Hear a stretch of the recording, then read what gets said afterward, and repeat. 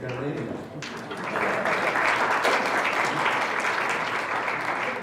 I'm also Dean of Studies of St. Camilo's College Seminary, but I don't have a vow of poverty, chastity.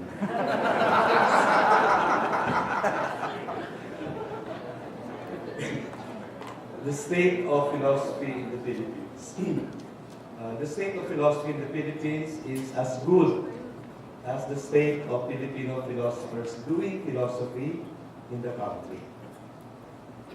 In a country report I presented in a conference to look on the situation of philosophies in Asia and of teaching philosophy in Asia, I said, and I quote, philosophy is better than defined. To define philosophy would be to delimit its scope according to one's own philosophy. When there is really nothing, there is nothing really that we cannot not philosophize on. Philosophy, after all, has to do with insights, with reflection. And we can have an insight into anything. We can reflect on anything, even on the concept or experience of nothing.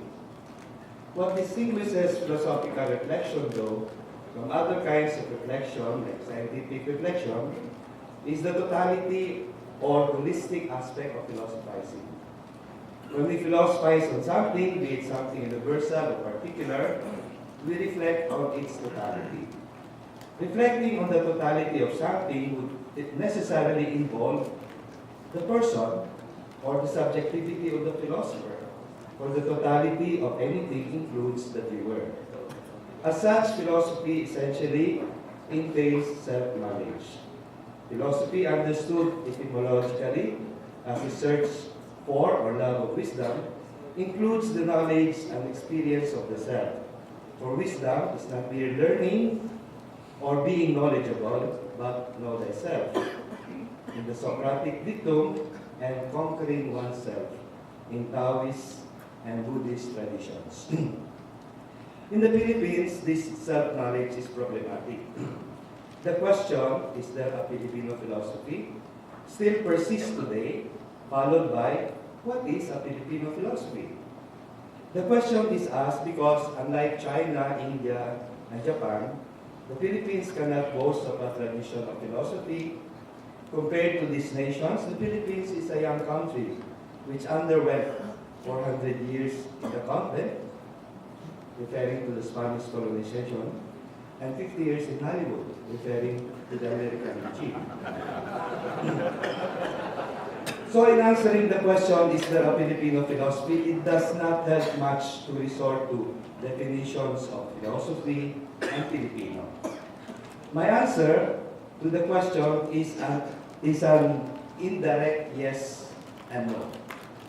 No, because there has never been in our academic tradition a Filipino philosophy in the same way that one speaks of Chinese philosophy or Indian philosophy or Japanese philosophy. And no one does philosophy by intently specifying it to be a philosophy of his or her own country. Confucius did not explicitly say to his disciples, what I will teach you is Chinese philosophy.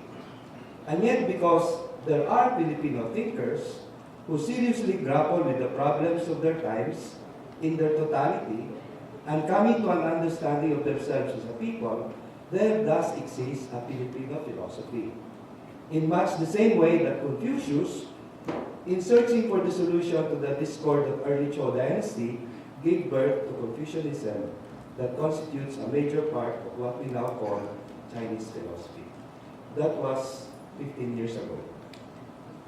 Many things have changed then, and still many have not, especially in doing and teaching philosophy, which in this country are inseparable.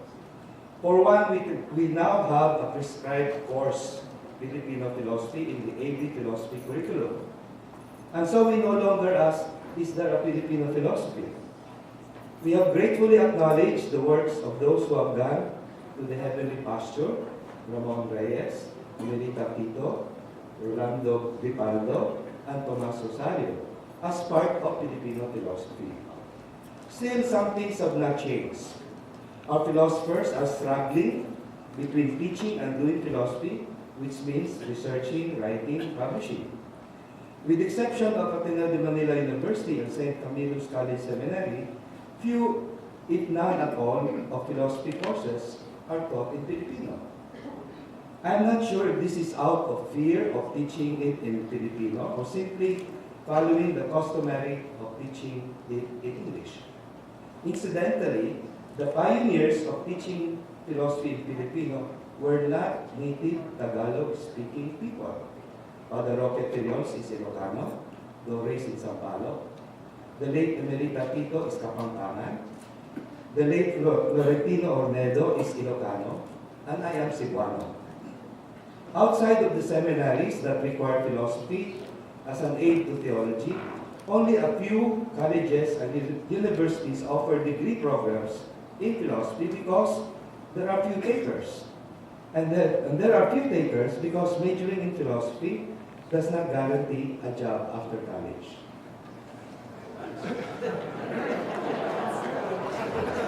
Realidad yan. So in my report, I mentioned 4 sources of doing philosophy in this country. Vital thought, religious thought, including interreligious dialogue and comparative philosophy, social ethics, and language.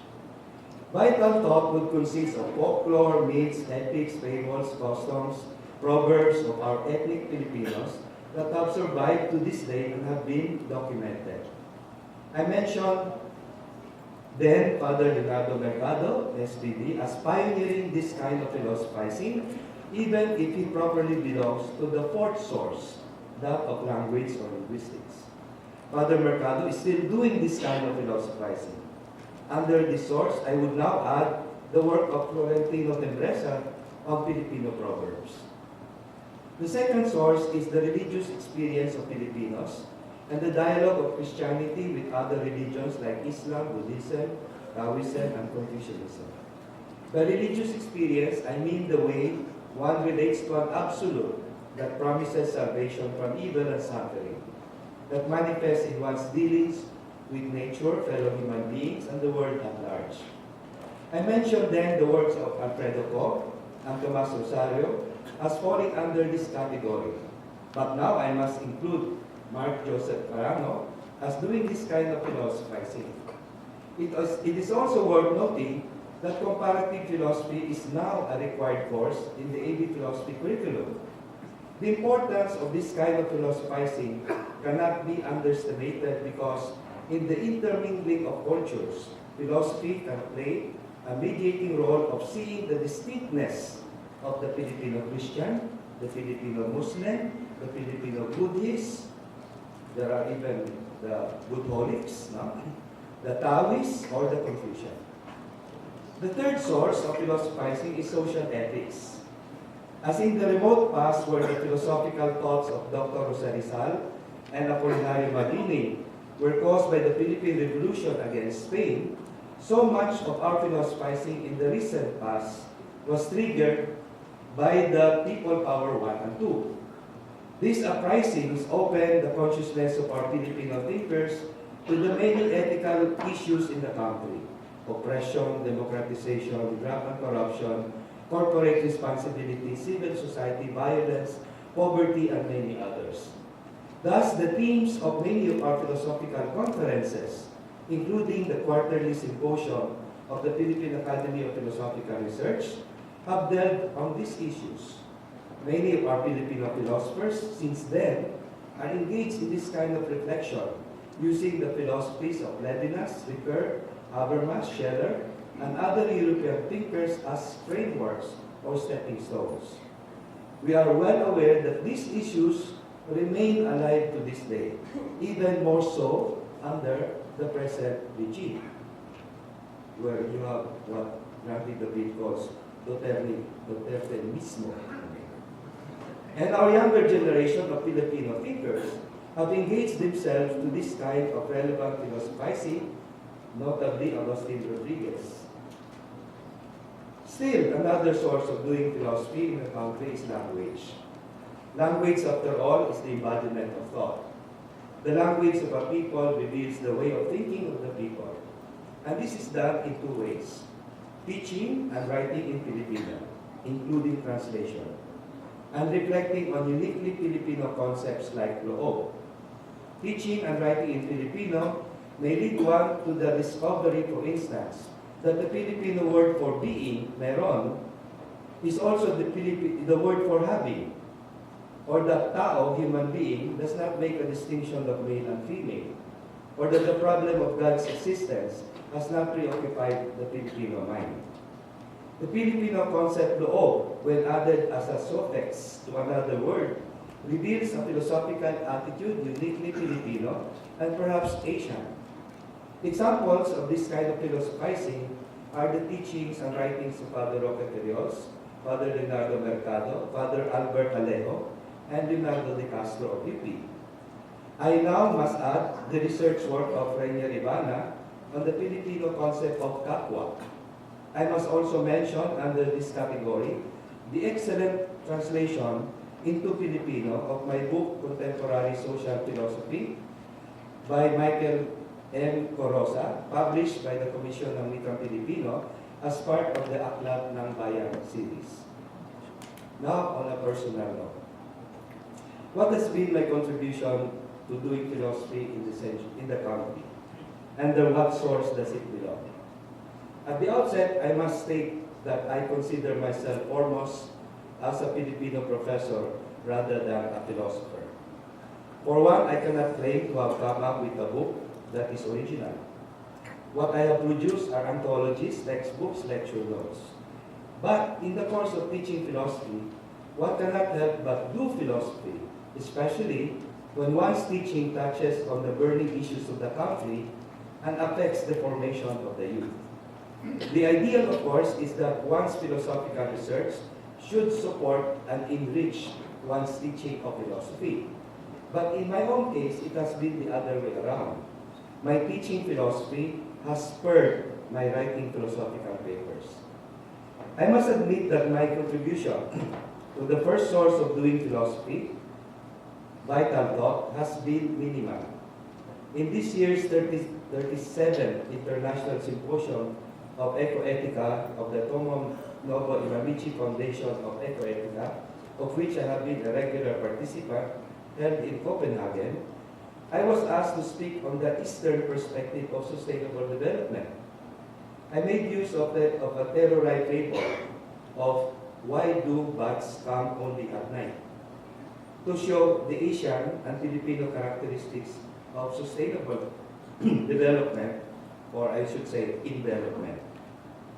As to the second source, that of religious experience and thought, I did write something on the Filipino devotion to the Santo Niño and the Nazarene.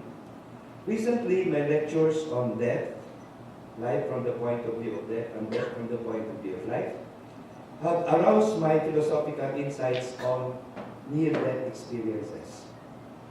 And yes, decades ago, one of my students wrote on the phenomenology of Lamayan, included in my book, Phenomenological Papers.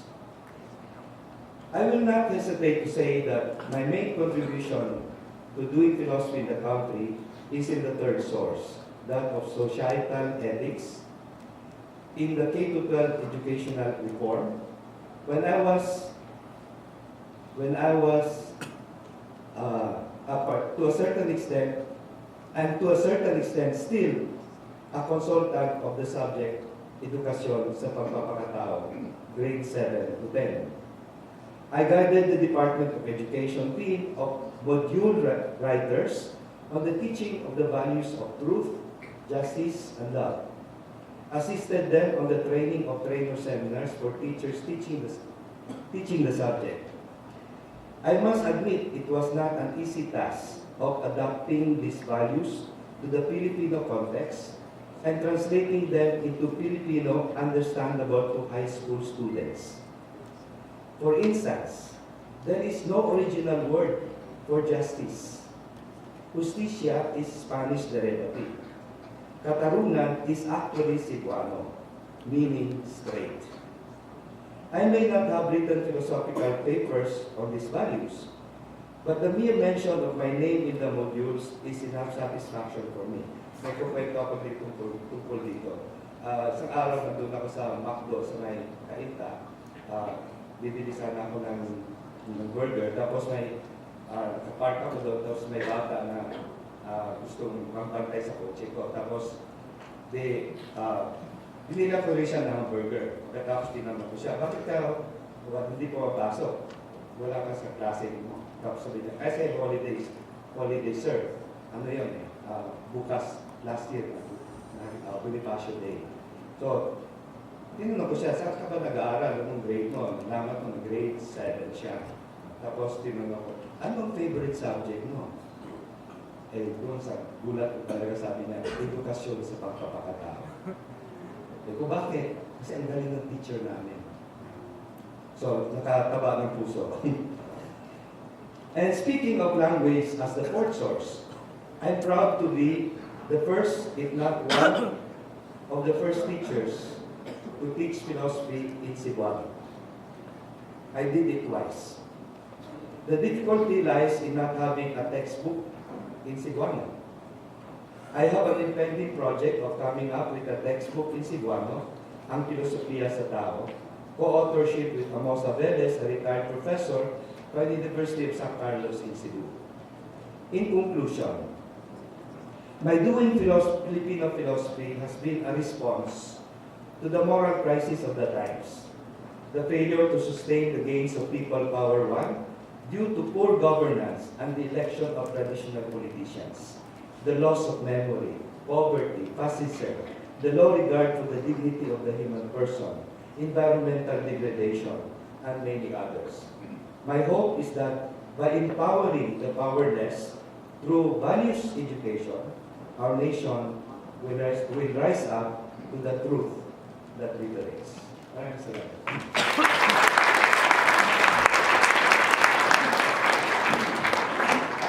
Tuloy-tuloy na po tayo kay Professor Timbreza, ang aming teacher sa Filipino philosophy.